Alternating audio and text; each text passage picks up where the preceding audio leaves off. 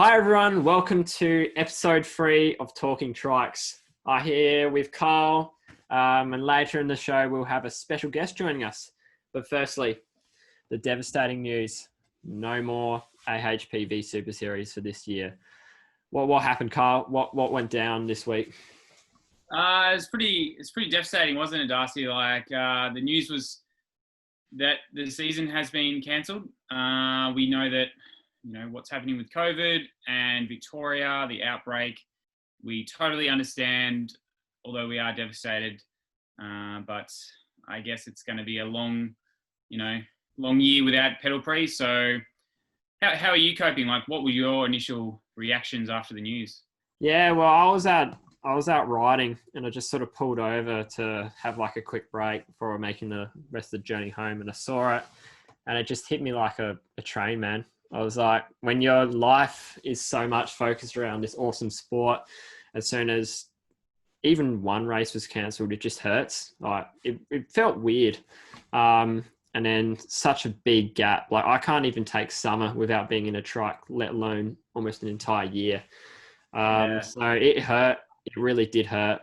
I'm not going to lie. I think it's going to be hard, but trying to find goals to push myself is really difficult now, as you don't have anything to, well, really put your mind to.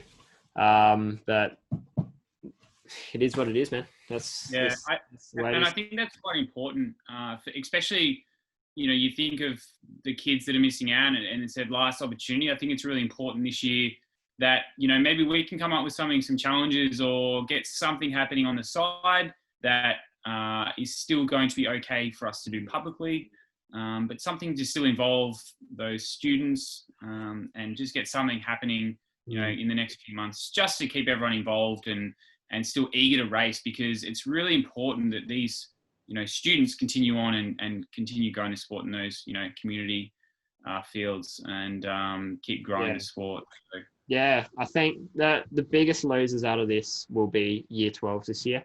Um, Firstly, they're all working so hard to get to peak at this point for it to all be just flushed down the drain. I know a lot of people that have really put their heart and soul out. They're not like they don't have an athletic background, but they put all their time and effort into Pedal Prix because it's something they love, and this is really going to hurt them. So I like what you say about running something. It's important to let these guys know that this is their last year, and I think having maybe some mini events, the Corona Cup or something like that, to really get them out on the track and just almost live their last moments as a student. Because I know personally, once it's gone, you can't have it back. You can't have it back. And it's the reality of the sport. Once you're out of S3, you're in the big league. And you're in the big league for the rest of your life. So yeah, and that can be sometimes hard to get into. There's not always a team or a position for you to ride. So, it might be some of the bigger teams, some of the big community teams, offering to run that extra team or extra position or something where these riders still get a chance to, have that little platform stepping up, as you call it, into the big league, because, they might not get that opportunity again. So I think it's quite important. yeah. So we'll see what happens in the future. I think a lot of teams will put their hands up and they'll want to push this, especially school teams. If you've got big teams like Bendigo Senior or Nordmore Outer, I think they'll really want to step up and firstly give their riders an opportunity to ride. That's the main thing. That's what we're all here to do, is ride the trikes. Yeah. And so we'll see what happens. Hopefully something can happen, because I Yeah. really do And feel for them. it's not necessarily all about like the riders that are missing out. There's plenty of like organizers and committee and, all the IAPP people that would be devastated with this. It's probably something that they look forward to as much as the riders do. So it's devastating news. And I think that we just got to get behind everyone and just try and lift some spirits and look forward to the future when it can resume. And I'll be really looking forward to that first race, whenever it might be. I'll be there. I think everyone will be there, man. It's going to be so many happy faces there when it comes back. But I think this can open the door to maybe some almost new styles of racing. Like we've seen the sprint demonstration laps at Victoria Park during round 4.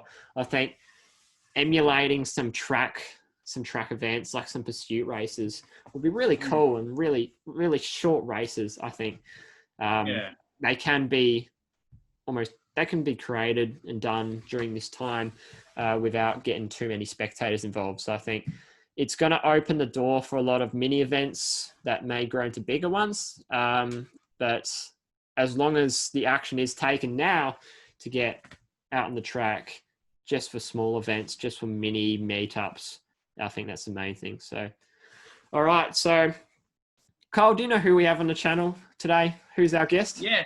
So today, I actually don't know this person that well. Obviously spoken to many times and always see at every race, and does an amazing job for the sport. And I'm really excited to have on tonight. So who have we got on, Darcy? All right. So you may know that all I have to say is Pink Trike, and generally that'll nail it down to one person. So on the show today, we have Jeff Wood from G Trikes. Jeff has a huge history in the sport, in building trikes, and it's just getting more and more popular. So we'll welcome him to the show. So everyone, this is Jeff Wood. If I said Pink Trike, you'd know him. He's the creator of G Trikes and is well known in the sport. Welcome to the show, Jeff. Thanks, Guy. Thanks for having me here. No worries. It's great having you here, man. So I think to get started, we'd really love just a little quick introduction of how you got into the sport and why you chose to be as involved as you are now, man. Yeah, well, basically, I've been involved for 17 years now. Started in 2004, just racing with school. And after a few years, when I finished up school, I decided to start my own team, and we bought a bike. And then after a while, I started to build bikes, and it just kept on rolling, and we were selling our old bikes. And then all of a sudden, I'm quitting my job and doing this full time. And yeah, here we are. 17 years later. Yeah, wow, that's way longer than almost I've been born. How about you, Carl? How does that line up? Yeah, no, that's very, very, very cool. I like the fact that you're able to sell off the old bikes, so they're still obviously rideable. They're not too broken or anything like that, and that's cool. Yeah, no, our guys seem to look after the bikes pretty good, and we haven't thrown any out before, so not too bad. So. That's great. So I think the big question is as a manufacturer, how are you doing, man? During this COVID-19, it's hit all types of people differently. But how have you been, man, through this? Yeah, no, personally with work, I'd moved to Ballarat last year. My wife, I just got married right before this all hit, so my wife's working in Mount Gambier, so we've relocated back here to be closer to her work. So that's been a bit of a challenge to juggle, but it's been all right. It's been manageable, and we've been really lucky. We've got a great group of customers that have been supporting us, and we've been still busy building bikes and sending them out the door. So and we're still getting orders now. So I think people can see that it's pretty tough at the moment, but that we'll go back racing one day soon, and people are still getting ready for that. Yeah, man, that's really positive to hear. I think a lot of people would have thought you guys would have been hurting, but seems that you're doing pretty well in the situation. But yeah, no, that's cool. Yeah, no, we've been really lucky. I think people are, people had their budgets already for the year, and they've been committed to it, and we've got some really good customers that are sticking by us. So, we really appreciate everyone that's, I guess really investing in the sport, and that's, investing in their future as well. So, yeah, that's really cool. What sort of turnover from say like starting a bike to finished product? Like how long roughly would that take to complete? Normally it's about, once you get on the bike, actually start working on the bike, it depends. Normally we look at sort of 2 to 4 weeks by the time you order stuff in, work on it, get it powder coated and bring it all together. And then it just really depends on, how much we've got on order. Obviously at the moment everything's sort of blowing out a fair bit because we're struggling to get materials, but we've been working on supply chain issues, and we seem to be on top of it now. So hopefully we can catch up and keep the bikes going out the door. Yeah. Well, I suppose you got a bit more time now before any races to have the bikes ready, but no, it sounds like you're doing pretty well. Yeah, like it's obviously we've got a lot of weekends free now, which we didn't have before. So that's been good. We've actually probably got more orders than we've ever had before. So having a little bit of extra time up our sleeve to get them done has been helpful. And then obviously like supply chain issues and moving freight around has been a little bit more difficult. But we like a challenge, and we're making it happen. Yeah, no, that's really good, man. Cool. So we'll take a quick break from that. That was really good, Jeff. Man, you're doing a lot better than I thought. That's for sure. Thanks, mate. I've had a bit of practice. Yeah, you're doing better than my bike shop, that's for sure. We have no bikes left. It sucks. I have heard that, everyone's struggling to get bikes on the floor. Yeah, that's have you been talking to Ben Perry and such? Yeah, I and obviously like I've got accounts with like Bike Sports and all that, and I get emails every day to say that they can't supply and their supply chain's held up, and it's definitely frustrating, but everyone's trying to do the best they can. So, Loxton 2019, I showed up, and all of a sudden there's this new stupid aerodynamic Matrix, or Matrix Pro, in fact. Can you tell us a bit about that vehicle, Jeff, and how that came to fruition? Yeah, so that was actually quite a long process to get ready for that. The final build happened quite quickly, but we'd spent sort of 18 months probably developing, or sort of like doing a lot of testing and development. Like we, the year before we'd built a carbon chassis, and we tried out a few different other frame designs, and then we had to play around with suspension, and we did a fair bit of aero testing, and we sort of got to the point where we were ready to do some cutting and shutting, and so we the start of April, it was literally, we got home from Mount Gambier, we pulled out a fiberglass body out of the mold and started cutting, and 6 weeks later we turned up at Loxton with very little sleep and a new bike ready to go. So that process happened pretty quick. It was pretty full on. A lot of the guys were involved, but it was the result of lots of development and testing leading up to that, and we sort of worked out what we wanted to change, and where we could make some improvements, and just got to it. Yeah. But have you got any numbers on that really show how much better it is? That really show how much more aero and how much faster it is? Because on the track, it's way faster. That's for sure. But so in terms of the actual size, I guess that's probably is a key point. We took about 40 mil out of the width, and almost 90 mil out of the overall height. Wow, that's so nice. So that was a pretty big achievement, we thought, to do that, and we actually added 10 mil to the track width as well. So I think we were able to do that. The rules have allowed us to go for wider track and smaller turning circles. So we could maximize the body a bit more. So we reckon that we reduced the frontal area by about 20%. Wow, that's absolutely nuts. Yeah, so that was pretty insane. I think if you look at the grid at Loxton last year, we actually had the smallest bike on the track.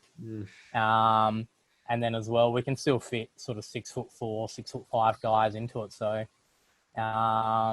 we're pretty happy with that. And then, obviously, that reducible in frontal area, surface area gives us a pretty good improvement in terms of, aero efficiency. And, we also made a few other tweaks and, driveline efficiency, stiffer and more comfortable as well. So, yeah.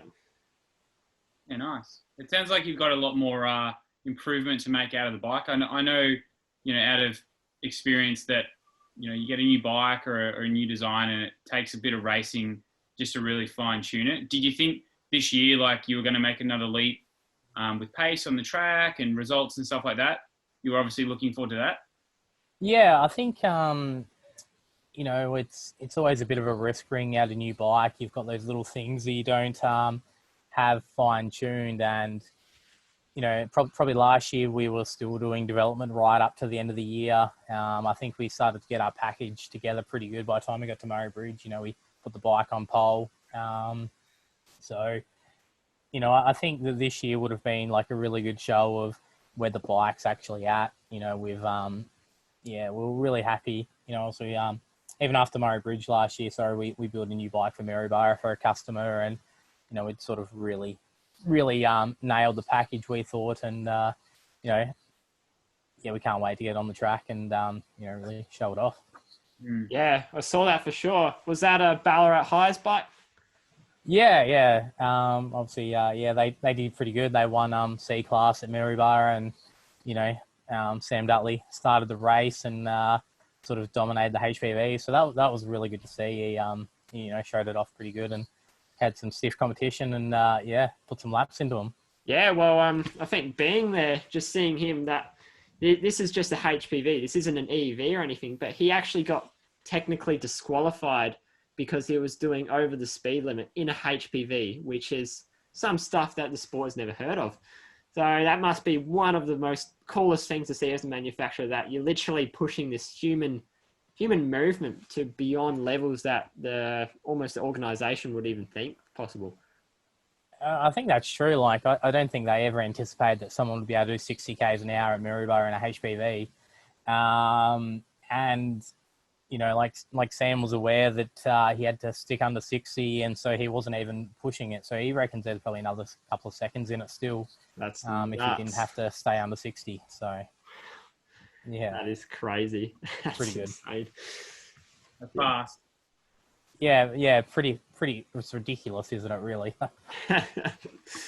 So one of the technologies I've seen and I've got to try is the shocks. I know I've only seen it in G-Trikes thus far. What's the reasoning behind it? Have you seen major gain from them at all? Yeah, so obviously we've done a lot of testing with suspension in the last 18 months. And we've had some really good results with it. It still requires a bit of testing and tuning and understanding to fully optimize it, but we've definitely seen an improvement. It helps with the cornering and and you can build a stiffer bike, but not be shaken apart. Like we built a carbon chassis the year before, and that was just too stiff. Like it's a bit of a beast, and like still really quick, but we found that a bit of compliance in the chassis was needed. Other manufacturers talk about it all the time, and we tried to bring that all together into one package. So it obviously got some pretty insane cornering speeds out of it when it's dialed in, and it really improves the tyre life too. So I think it's going to the stage now with the racing where I know in previous teams that I've raced with the last few years, we'd go to a certain track or a certain race and say we want the bike to run this way today, or we want the conditions are wet, so we want it to run this way. And I think racing's nearly at that point at the top end where you need your bike to be running a certain way in order to win. Like it's getting really close, and that would be really cool if you could say change your your movement in the front end, or how much give it is, or how stiff the bike is, or how much weight's in the bike. I remember back in, I think it was 2016 at Murray Bridge with Aurora. It might have been 15, I don't know. I can't remember what year it was, but we actually added like weight to the bike because it was wet at the start of the race. So we're adding weight to a bike, and I don't know about you, I'm never okay with that. But yeah. Yeah, and I think that's it. Like you said, the field's like so tight, and you're really trying to chase those milliseconds around the track now over 24 hours. And like you said, like you compare Murray Bridge to Wonthaggi to Casey to Adelaide to Loxton, like they're all they're all completely different beasts, and I'm not really sure that one size fits all anymore. That's for sure. I think, yeah. Well, I got to try the shocks at Energy Breakthrough, and that was my first and last Energy Breakthrough. And what a vehicle to be in! I've never gone so fast around a corner yet felt so confident. I think you got to a point where the wheels got scared of going around that corner because it was just hitting it so hard. But that's definitely. When you were testing the shocks, did you feel there was some tracks that it performed better at as compared to other ones? When we were doing the testing before we raced it, we weren't really sure. I think once we put it onto the track, we've definitely noticed that, some tracks you get a better benefit. And some tracks, sort of touching on what Kyle said before, if it's not set up properly, then you really struggle. But it definitely becomes a bit more temperamental. But look, we've collected a whole heap of data and really been able to fine tune it and get a good baseline for most tracks now. Yeah. Which track was the best performance you've seen it at? I reckon probably Mount Gambier, actually. Sam once again, Sam put in an absolutely epic stint. We at Mount Gambier and did a really good stint. We've done some testing with it at Casey, and it didn't quite perform as well at Casey. So, and then you get it to Maryborough, and it's absolutely on point. So, yeah. All right, so everyone, this is going to be rapid fire questions with Jeff Wood from G-Trikes. All right, Jeff, what is your favourite track? Wonthaggi. Yeah. All right, next question.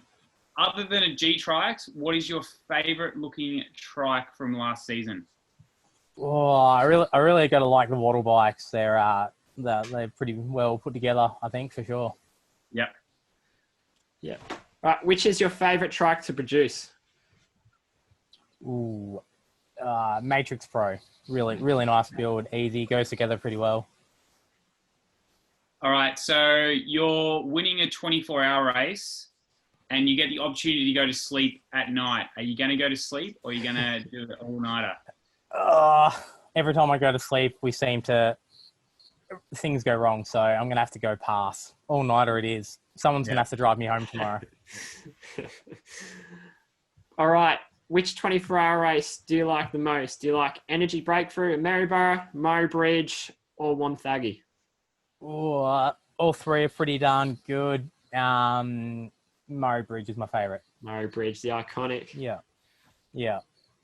All right. And my last question is, would you rather pole position in a race or fastest lap during the race? We did pole last year, so I'm going to have to go fastest lap. Yeah. Nice. Haven't done that yet at Murray Bridge. Okay, I think I'm all out, man. That was awesome. You were just on point. Yeah. Try me best. So, Kyle, when you started, in sort of the mid-2010 time, do you remember Phantom Racing with Tim Corbett? I do, yeah. Absolutely. So, Jeff, what happened to Phantom? Can you just help me just know what happened to Phantom? Phantom, well, I guess are we talking about the team or the bike? The bike. The bike. Okay. Well, somehow here and there it ended up in my shed. I had a really good chance to buy the bike from Tim and, work with Tim to learn and, that was really good. Did a lot of testing and with it. And then a young Ben Perry from D-Town Racing asked me what I was going to do with it. And I said, I don't know. I said, because it's just sitting in my shed. And he said, how about, and by this stage the fairing was, 8 years old and, a bit, how you doing? And he said to me, can we cut it out and put it in a Matrix Pro? And I said, no. I'm like, that's not going to work. It's not going to fit. And Ben said, I want it. And I'm like, okay, cool. So we took it out of the old JT body and I said to him, said, if it's not going to fit, we're going to stop. I said, we'll start. If we get to a point it doesn't fit, we'll stop. And then there was just roadblock after roadblock, and I forgot that I said we'd stop. And next minute, it's in a Matrix Pro fairing ready to go to Lang Lang. So there was a bit of cutting and shutting, and we had to cut the cross member and cut the Pro body a little bit to fit it in. But yeah, we got it in, and obviously it's quite a good package, and obviously they did pretty well with it at Lang Lang. Yeah, I got to try it last year in the old JT. That was one long bike. How the hell did you guys fit it in a Matrix Pro? Yeah, I don't really know, to be honest. I think because it's got the 20-inch wheel, we could push it further back in the fairing. And then because it was so long, then the guys could lay back a bit to get us a head clearance. And it just seemed to fit. I was a bit surprised and a bit skeptical. I was worried we were going to have to cut the boom off and shorten it, but it actually worked out pretty well. And Aaron Tetley Bobbles, he fits in it, and he's not a short guy, so wow, he's massive. But, yeah, he fits in quite nicely. So yeah, that's a cool story about obviously an excellent trike and being able to like reuse it, and I think that would be fantastic for future community teams to be able to use like older resources or older bikes that are still really quick, and just be able to enjoy the sport and have fun, and maybe that's something that we can get going next year. Yeah, I think that's a good point. I think this sport has a bit of waste to it. Bikes get turned over, and fairings get thrown out, but look, that bike's 11 years old now, and I'm pretty certain if you put that Phantom team in it this year, and from that year they could win Murray Bridge in it, because Tim did a fantastic job, and 11 years old and still super competitive. So yeah, I think you're right that we could keep racing older stuff a bit longer. All right, Jeff, it's been an absolute pleasure having you on episode 3 for Talking Trikes. It sounds like you're doing pretty well there. Got lots of development with G-Trikes, and I can't wait to see them back out on the track in the near future. Darcy, what have we got on for next week?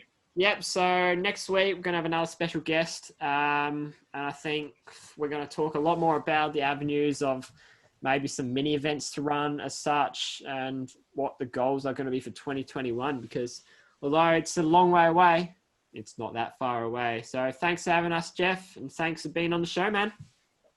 Yeah, no worries. Thanks for having me. No worries. So we'll see you next week for Talking Trikes episode 4. Bye for now.